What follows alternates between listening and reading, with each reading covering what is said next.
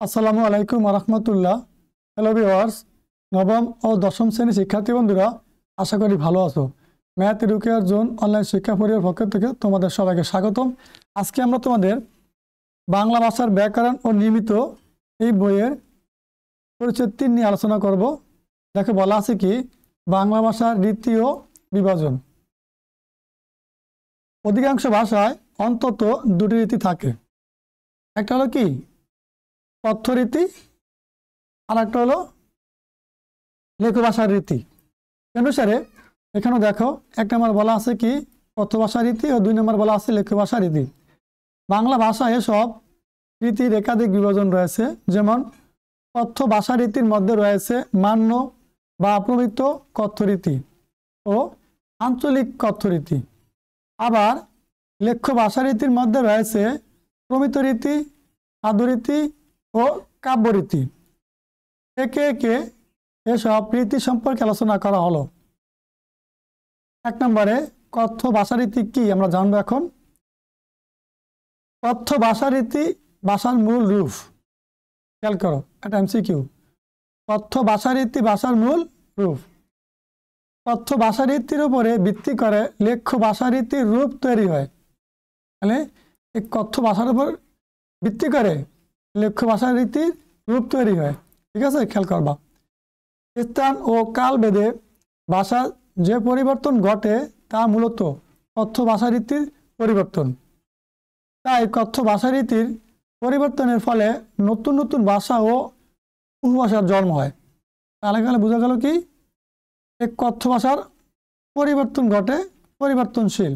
এখান থেকেই নতুন ভাষা ও উপভাষার জন্ম হয়। লেখ্য ভাষা কিন্তু পরিবর্তনশীল না।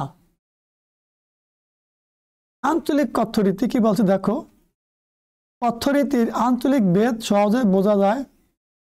এই আঞ্চলিক ভেদ সাধারণত অঞ্চলের নামে পরিচিত পায়। যেমন নোয়াখালীর ভাষা, চাঁপাই নবাবগঞ্জের ভাষা কিংবা সুন্দরবন অঞ্চলের ভাষা। ভাষার এই আঞ্চলিকতা উপভাষা নামে আখ্যায়িত হয়ে থাকে।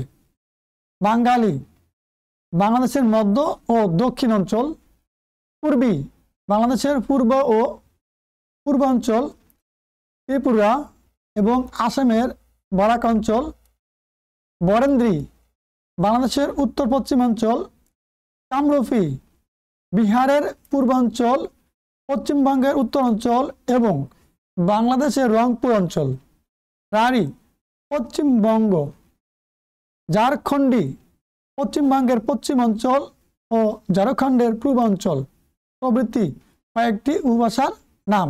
এগুলো কিন্তু উপভাষা, এগুলো থেকে এমসিকিউ পরীক্ষা আসবে। তোমরা অবশ্যই ভালোভাবে এই জায়গাটা বুঝে পড়ে নিবা। আমি তো বুঝে দিলাম, এগুলো পড়ে নিবা। এই যে দেখো কোন কোন মানে জায়গা বরেন্দ্র বরেন্দ্র বরেন্দ্র জায়গার নাম, সেখানে কোন কোন ভাষা ব্যবহার করা হয়, কী ভাষা ব্যবহার করা হয়, সেই বিষয়গুলো এখন এখানে বিস্তারিত বলা আছে। আমি উচ্চারণ করে সুন্দর করে তোমাদেরকে বুঝতে চেষ্টা করেছি। তোমরা একটু ভালোভাবে রিডিং পড়লে এগুলো অবশ্যই বুঝতে পারবে। মান্য বা প্রমিত কথ্য রীতি, খেয়াল করো। মান্য বা প্রমিত কথ্য রীতি হলো শিক্ষিত ও নাগরিক বাঙালি জনগোষ্ঠীর আনুষ্ঠানিক কথ্য ভাষা। তাহলে মান্য বা প্রমিত কথ্য রীতি কোনটা? বাঙালি, যারা শিক্ষিত বাঙালি নাগরিক আছে তাদের আনুষ্ঠানিক কথ্য ভাষা। ঠিক আছে। বাংলাদেশ, পশ্চিমবঙ্গ, ত্রিপুরায় বেতার টেলিভিশনে প্রচারিত আনুষ্ঠানিক বক্তব্যে, সংবাদ উপস্থাপনায়, সভা সেমিনারের আলোচনায় ও কবিতা আবৃত্তিতে এই রীতির প্রয়োগ দেখা যায়। মান্য বা প্রমিত কথ্য রীতির প্রয়োগ কোথায় দেখা যায়? টেলিভিশনের সংবাদ প্রচারে, সংবাদ উপস্থাপনায়, সভা সেমিনারে, কবিতা আবৃত্তিতে দেখা যায়। এই রীতি হলো প্রমিত লেখ্য রীতির ভিত্তি। প্রমিত লেখ্য রীতির ভিত্তি কি? মান্য বা প্রমিত কথ্য রীতি। খেয়াল রাখবা। তবে বক্তার সামাজিক অবস্থান, জীবিকা, শিক্ষা, সংস্কৃতি ভেদে মান্য বা প্রমিত কথ্য রীতিতে কম বেশি তফাৎ থাকে, মানে ভাষার পরিবর্তন থাকে, কথা বলছেন। 2 নম্বরে লেখ্য ভাষা রীতি কি আমরা জানবো এখন। লিখিত বাংলা ভাষার আদি নিদর্শনের নাম চর্যাপদ। এটা পরীক্ষা আসে বারবার। লিখিত বাংলা ভাষার আদি নিদর্শনের নাম কি? চর্যাপদ। সুন্দর করে পড়ে নেবা। প্রায় 1000 বছর আগে লেখ্য বাংলা ভাষার কাব্য রীতিতে এটি রচিত। ব্যবহারিক প্রয়োজনে ক্রমে লেখ্য গদ্যরীতির জন্ম হয়। 19 শতকের সূচনায় লেখ্য ভাষা রীতি হিসেবে সাধু রীতি প্রভাবশালী হয়ে ওঠে। 20 শতকের সূচনায় সাধু রীতির পাশাপাশি চলিত রীতি জনপ্রিয় হয়। 20 শতকের দ্বিতীয় ভাগেই চলিত রীতি প্রায় সর্বজনীন প্রমিত রীতি হিসেবে স্বীকৃতি লাভ করে। বর্তমানে বাংলাভাষীরা অন্তত আনুষ্ঠানিক ব্যবহারের ক্ষেত্রে প্রমিত বাংলাকেই প্রাধান্য দিয়ে থাকে। সাহিত্যিক ভাষারীতি। সাহিত্যিক ভাষার বাক্যরূপ এবং অর্থ প্রায় সাধারণ ভাষারীতি থেকে আলাদা হয়। কবিতার ভাষায় এ পার্থক্যের পরিমাণ খুবই বেশি। বাংলা কাব্যরীতি আবার 2 ভাগে বিভক্ত। খেয়াল করো, বাংলা কাব্যরীতি আবার কয় ভাগে বিভক্ত? 2 ভাগে বিভক্ত। একটা হচ্ছে পদ্য কাব্যরীতি, আর একটা হচ্ছে কি গদ্য কাব্যরীতি। ঠিক আছে, পদ্য মানে কবিতা, গদ্য মানে গল্প। খেয়াল রাখবা, পদ্য কাব্যরীতিতে সাধারণত ছন্দ ও মিল থাকে। কি বলছে? পদ্য সাধুরীতিতে সাধারণত কি ছন্দ মিল থাকে। যে কবিতাগুলো সারার মতো পড়তে হয়, সেজন্য বলছে ছন্দ মিল থাকে। ফলে ভাষা সাধারণ বাক্য গঠন থেকে আলাদা হয়। পদ্য কাব্যরীতি বাংলা ভাষার সবচেয়ে পুরনো রীতি। বাংলা সাহিত্যের বহু অমর কাব্য এর রীতিতে রচিত, মানে স্মরণীয় পুরাতন অনেক কাব্য আছে, এগুলো এর রীতিতে রচিত। পদ্য কাব্য রীতির পাশাপাশি বাংলা ভাষার গদ্য কাব্য রীতিও রয়েছে। গঠন বিবেচনায় গদ্য কাব্য রীতির বাক্য সাধারণ বাক্যের চেয়ে আলাদা হয়ে সবচেয়ে আলাদা হয়ে থাকে। এখন আমরা জানবো সাধুরীতি। দাপ্তরিক কাজ, সাহিত্য রচনা, যোগাযোগ, জ্ঞান চর্চার প্রয়োজনে লেখ্য বাংলা ভাষায় সাধুরীতির জন্ম হয়।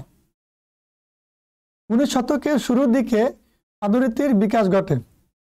খেয়াল করো, যে অফিস আদালতে, যোগাযোগের ক্ষেত্রে, জ্ঞান চর্চার ক্ষেত্রে আমার মতো কি এই কাজেই সাধু ভাষার বা সাধুরীতির জন্ম হয়েছে।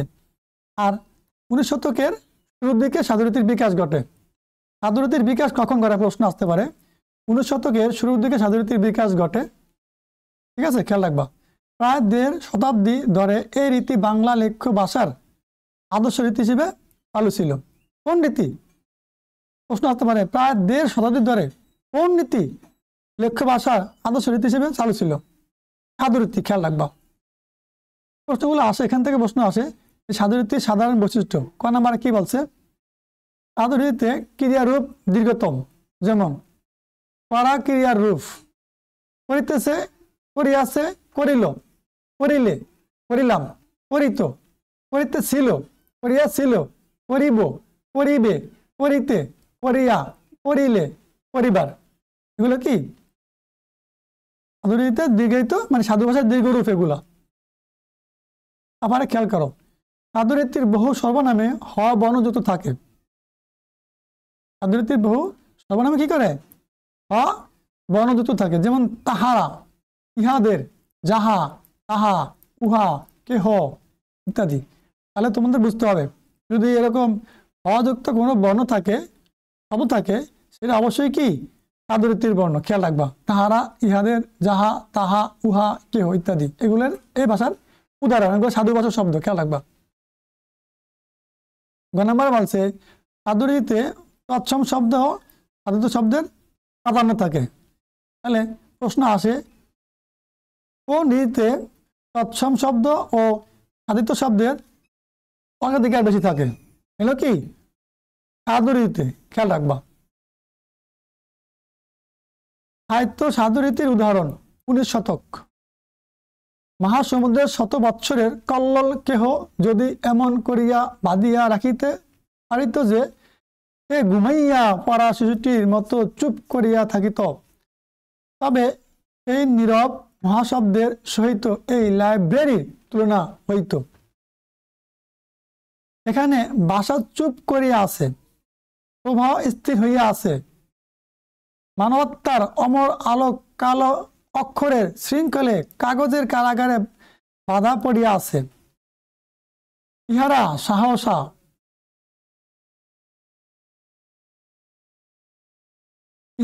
সহসা যদি বিদ্রোহী হইয়া উঠে নিস্তব্ধতা ভাঙ্গিয়া ফেলে, অক্ষরের বেড়া দগ্ধ করিয়া একেবারে বাহির হইয়া আসে। হিমালয়ের মাথার উপরে কঠিন বরফের মধ্যে যেমন কত কত বন্যা বাধা আছে, তেমনি এই লাইব্রেরির মধ্যে মানব হৃদয়ের বন্যাকে বাঁধিয়া রাখিয়াছে। রবীন্দ্রনাথ ঠাকুরের এই উক্তিটা। লাইব্রেরি তোমরা জানো, তোমাদের একটা গদ্যের গল্প আছে, এই পড়া মানে লাইব্রেরির মধ্যে পড়ালেখা নিয়ে আলোচনা করছে, খুবই গুরুত্বপূর্ণ গল্প। এখানে মূলত সাধু ভাষার উদাহরণ দেওয়ার জন্য এই কথাগুলো লেখা হয়েছে। এখন দেখো, এখানে বলছে দাপ্তরিক কাজে সাধুরীতি উদাহরণ। 20 শতকের। আমরা ধীরভাবে ঘোষণা করিতেছি যে আমরা যাহাতে স্বাধীন সত্তায় সমৃদ্ধ লাভ করিতে পারি এবং মানবজাতির প্রগতিশীল আশাকাঙ্ক্ষার সহিত সংগতি রক্ষা করিয়া আন্তর্জাতিক শান্তি ও সহযোগিতার ক্ষেত্রে পূর্ণ ভূমিকা পালন করিতে পারি। এই জন্য বাংলাদেশের জনগণের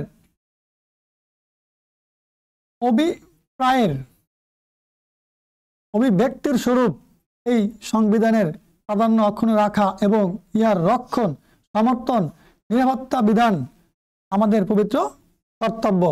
নাকি বলছে কোথায়? বাংলাদেশ সংবিধানের কথাটা বলা আছে। এখন আসো প্রমিত রীতি।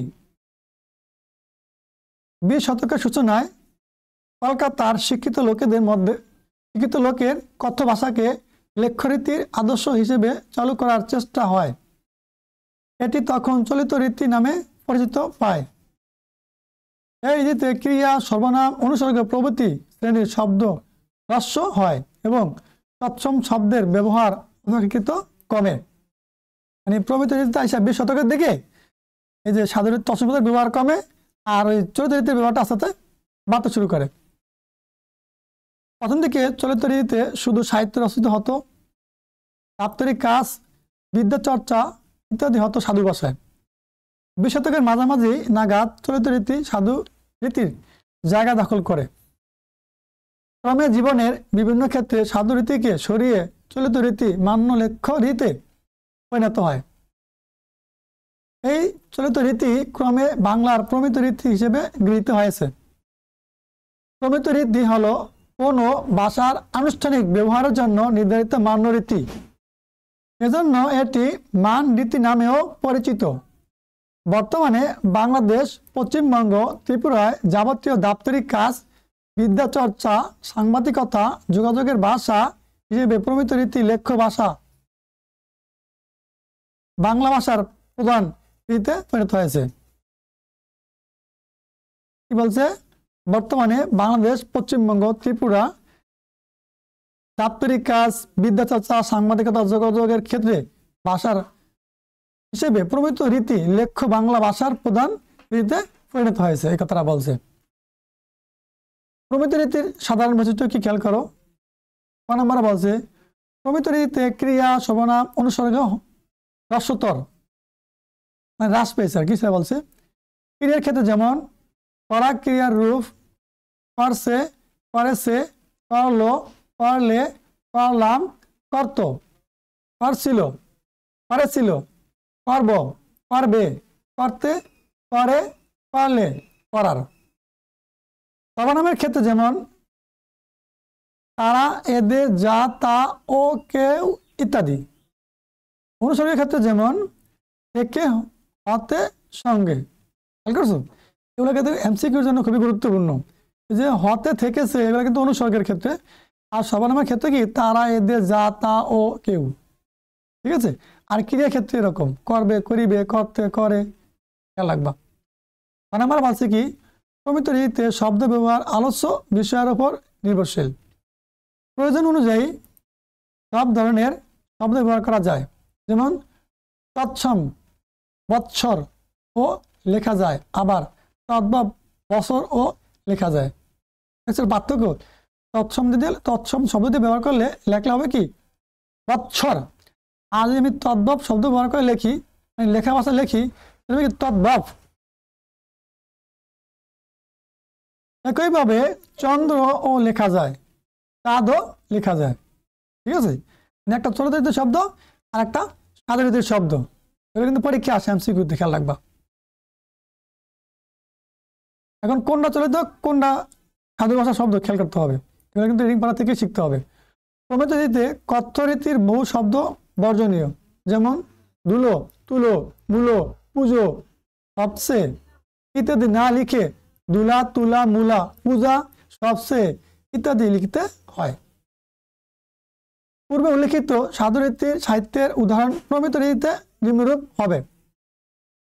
মহাসমুদ্রের শত বৎসরের কল্লোল কেউ যদি এমন করে বেঁধে রাখতে পারত যে সে ঘুমিয়ে পড়া চুটির মতো চুপ করে থাকত, তবে সেই নীরব মহাশব্দের সঙ্গে লাইব্রেরির তুলনা হতো।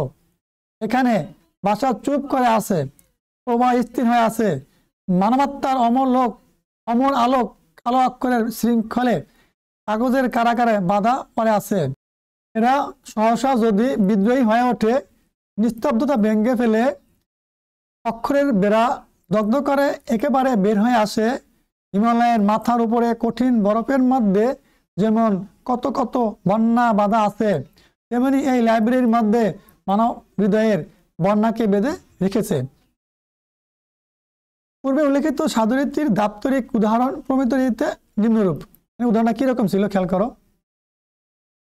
আমরা দৃঢ়ভাবে ঘোষণা করছি যে আমরা যাতে স্বাধীন সত্তায় সমৃদ্ধ লাভ করতে পারি এবং মানবজাতির প্রগতিশীল আশা আকাঙ্ক্ষার সঙ্গে সংগতি রক্ষা করে আন্তর্জাতিক শান্তি ও সহযোগিতার ক্ষেত্রে পূর্ণ ভূমিকা পালন করতে পারি, সেজন্য বাংলাদেশের জনগণের অভিপ্রায়ের অভিব্যক্তির স্বরূপ এই সংবিধানের প্রাধান্য অক্ষুণ্ণ রাখা এবং এর লক্ষণ সমর্থন নিরাপত্তা বিধান আমাদের পবিত্র কর্তব্য।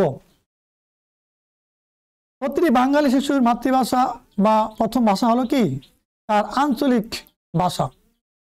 এটা প্রশ্ন আছে, প্রতিটি বাঙালি শিশুর মাতৃভাষা বা প্রথম ভাষা হলো কি? তার আঞ্চলিক ভাষা। প্রমিত কথ্য বা লেখ্য প্রমিত তার আছে দ্বিতীয় ভাষা। ঠিক আছে, কথ্য বা লেখ্য এটা হলো কি তার দ্বিতীয় ভাষা, প্রথম হলো কি আঞ্চলিক ভাষা। শিক্ষা কার্যক্রম যেহেতু প্রমিত রীতি অনুসরণ করে, তাই পাঠ্যপুস্তক হলো কি শিশুর প্রমিত রীতি শেখার প্রধান উপায়। তাহলে আমাদের বাঙালিদের শিশুরা প্রথমে শেখে আঞ্চলিক ভাষা, তারপর আসে এই কথ্য বা লেখ্য ভাষার দ্বিতীয় ভাষা। কিন্তু আমাদের যে শিক্ষা কার্যক্রম আছে এখানে আমাদের মূলত কি ওই যে প্রমিত রীতিতেই অনুসরণ করে লেখা হয়, কার্যক্রম পরিচালনা করা হয়। ঠিক আছে, তারা বলছে এই জায়গায়। এখন দেখো আমরা এখানে এই যে প্রশ্নগুলো শিখে নিব। এখানে কিছু গুরুত্বপূর্ণ প্রশ্ন আছে, আমরা এগুলো এখন ভালোভাবে বুঝে নিব, এগুলা পরীক্ষা আসবে। ঠিক আছে, দেখো কি বলছে, সঠিক উত্তরে টিক চিহ্ন দাও। এক নম্বর বলছে বর্তমানে লেখ্য ভাষার আদর্শ রীতিকে বলে কি? কি বলে? আবার বলছি, বর্তমানে লেখ্য ভাষার আদর্শ রীতিকে কি বলে? সাধুরীতি, লেখ্য রীতি, আঞ্চলিক রীতি না প্রমিত রীতি? এটা সঠিক উত্তর হচ্ছে গহ। উত্তর হচ্ছে কি প্রমিত রীতি। খেয়াল রাখবা। 2 নম্বর বলছে দেখো বাংলা ভাষায় সাধু গদ্য রীতির সূচনা হয় কোন যুগে? প্রাচীন যুগে, মধ্যযুগে, 19 শতকের শুরুতে না 20 শতকের শুরুতে? সেটা তারা বলছে সঠিক উত্তর হচ্ছে গ, 19 শতকের শুরুতে।